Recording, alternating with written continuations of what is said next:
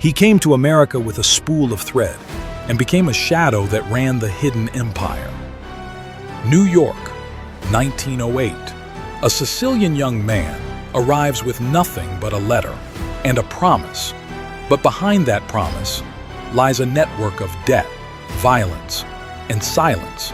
He was supposed to be a tailor. Instead, he built a hidden empire. Sicily, 1908. The sun blazed mercilessly, scorching the stone alleys until pale dust settled on every doorstep. In one of these houses, with crooked shutters and dull terracotta tiles, lived the Capriani family. Inside, semi-darkness. The scent of flour mingled with soap. Silence hung heavy between short exchanges and long, burdened glances. Nicolo Capriani was the youngest in the family. He had just turned 18 and year by year had grown to resemble his fate, thin, quiet, reserved. His hands, marked with old needle pricks, still reached for the sewing machine every morning, as if trying to revive something long dead. Their grandfather's tailor shop, once bustling with customers and chatter, now stood empty. The machine rusted, threads tangled, and from the counter, only memories crawled out. His mother, hunched, scrubbed the floor without lifting her eyes. His father sat in the corner, staring at a spot on the wall, as if the entire meaning of life had condensed into that patch of plaster. The mill that had fed the family for generations had been seized for debts. The last batch of wine was sold on credit to the local shopkeeper, and now the only thing they still had was the house. But even that, they'd recently learned, wouldn't last much longer. In a month, the officials would come. The tax collector had already warned them, no mercy. Then, on a dusty gray morning, a miracle. A letter slid through the mail slot. Thick, dusty, but stamped with American postage. The handwriting, painfully familiar. Nicolo held it for a long time before opening it. Then he cut the edge with scissors and began to read, as if afraid to scare away hope. It was from Franco, his cousin who had left for America 3 years earlier. Rumors about him had swirled for ages, drowned in the harbor, jailed, vanished. But here he was, alive. I'm alive. I'm doing well. I have money. Come, I'll help. Someone will meet you. Just follow instructions. Don't ask questions. Nicolo didn't ask questions. He just looked out the window, where the sun pressed down like a curse. Then he packed, or rather, gathered what was left, a few shirts, tailoring needles, a spool of thread, and the letter.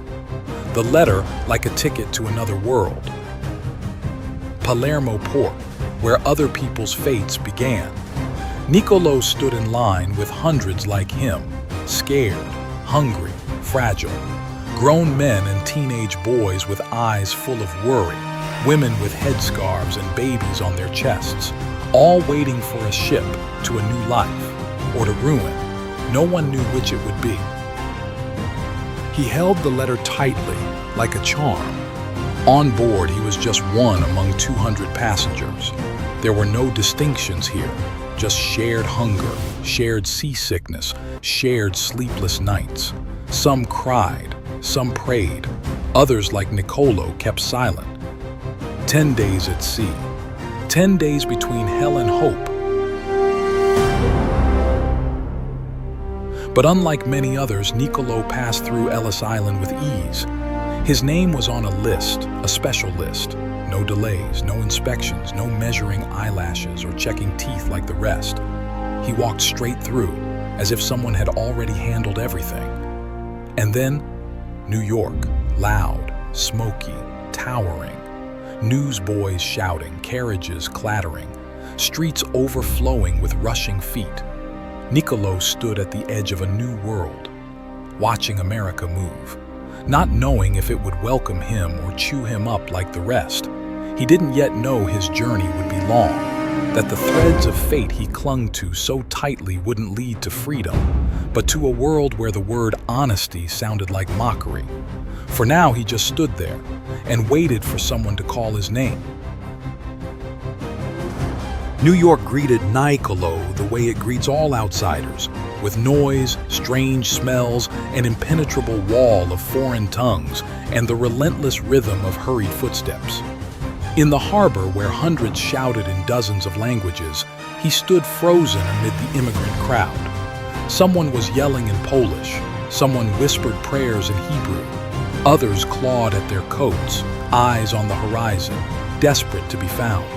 Nicolo stood still, letter in his coat pocket, eyes filled with one thought: I made it out. He recognized Franco immediately. It wasn't just the clothes, though they were fine, well-fitted, and expensive. It was the way he carried himself, straight-backed, leather coat, hat tilted just enough to look sharp, a smile too light for the grit of the East Side streets. He walked as if he owned this slice of the city. But in his eyes, not joy, there was calculation, the kind of look that measures profit, not people. You made it, cousin.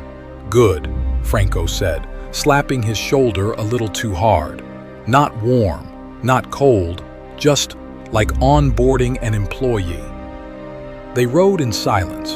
The cart creaked over cobblestones. Coal smoke drifted in through the windows. The neighborhood they arrived in looked like it had been built from ashes. Narrow brick houses, clotheslines strung between windows, kids playing in alleys next to garbage bins. The third floor groaned underfoot.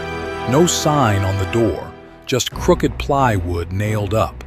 Inside, a tailor's shop, dusty, dim, rows of sewing machines, shadows of what used to be. This is yours, Franco said. Fix it up. Clients will come. I'll hang a fine sign. Nicolo said nothing. He didn't need to. He accepted it as he accepted most things, with silent hope, no expectations. He started small, cleaned the floor, repaired scissors, taped up the broken window with old newspapers, recovered the dress form, restitched his own coat.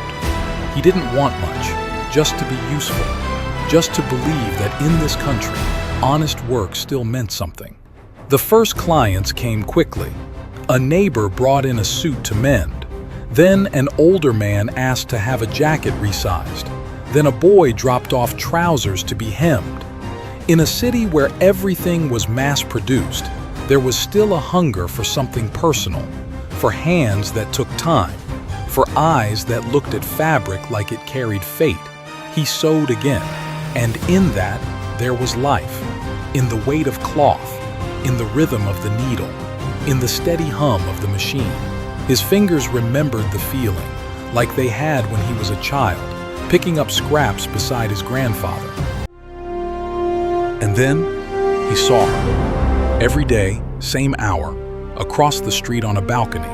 There she was, straight posture, a clean ribbon in her hair, laughing eyes, a smile as genuine as the rare New York sun. He didn't know her name, but he knew she made the place feel different. Her name was Helen. She spoke English like it sang, smiled at him, curious, not flirtatious. She didn't feel like part of his world, but she liked teaching him how to say hello. He stumbled. She laughed. And in that laugh, there was more humanity than in all the words he'd heard since arriving. "You're lucky, Nicolo," she told him once. "You don't know how much it can hurt here." He didn't understand what she meant and didn't ask. That evening, he saw a car pull up, sleek. A man in a gray overcoat stepped out and opened the door. Helen got in. She didn't look back, just shut the door behind her, like she'd shut something else too. "Who was that?" he asked her the next day. "My boss, Hugo." The answer was short, emotionless. Not a man, more like a function. Nicolo felt a chill, but didn't know why. On the surface, nothing changed. Orders came in, fabric passed through his hands. Thread was thread. but something inside had shifted, just slightly, like a needle grazing skin. Subtle, but alarming. He didn't know it yet, but the city had already claimed him. New York isn't just a place where people make money. It's a place where every decision comes at a cost. Sometimes that cost is your soul.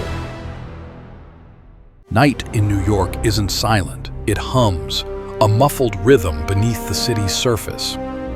Somewhere, someone coughs through thin walls. A rat scratches in an attic. Downstairs, the echo of fast footsteps clicks against the cobblestones, feet that don't want to be followed. Nicolo slept in the shop, curled beside the sewing machine. He'd gotten used to it, used to loneliness, to the hum of the city bleeding through the windows, to his body tucked near the stove like a forgotten scrap. He slept lightly. The kind of sleep people have when safety is a myth, so when the knock came, he was already awake, not afraid, just on his feet. Two women stood in the doorway. One he recognized instantly, Helen. The other was unfamiliar, but her face, her posture, the bruises, something about her felt painfully familiar. Helen's face was battered, a bruise beneath her eye, her lower lip split. The second woman, Nicole, could barely stand, one shoe missing, hair a mess, a look in her eyes that said she'd run far and hard. Nicolo asked no questions, didn't flinch, didn't say who, why, how. He just let them in, showed them where to sit, gave them water, pulled out dried herbs brought from Sicily, brewed a warm remedy like his mother once did. He laid out blankets, offered his jacket. He said nothing. But in that silence there was more kindness than words could ever carry. When the tremor in the room finally calmed, he whispered, "I have a cousin, Franco. He'll help." The reaction was instant. Nicole turned, her eyes, rage, exhaustion, something feral. "Franco, the one who beat us? You still think he just set up a shop for you?" Helen looked away. Nicole continued, her voice hoarse, almost bitterly amused. "He doesn't work for the mafia, Nicolo. He is the mafia. And Hugo, he was our pimp, until Franco killed him." The world around Nicolo cracked like glass. He didn't want to believe it, but Helen's eyes confirmed everything. He sat in silence. Slowly his hands curled into fists, not in anger, more in the sheer weight of knowing.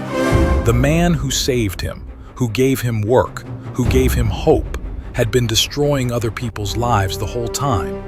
At dawn, another knock. This one, loud, certain. Franco entered without waiting. Hat, cigar, loud voice. "Where are those whores?" he barked, not even glancing at the women. "They're sick," Nicolo said softly. "Sick?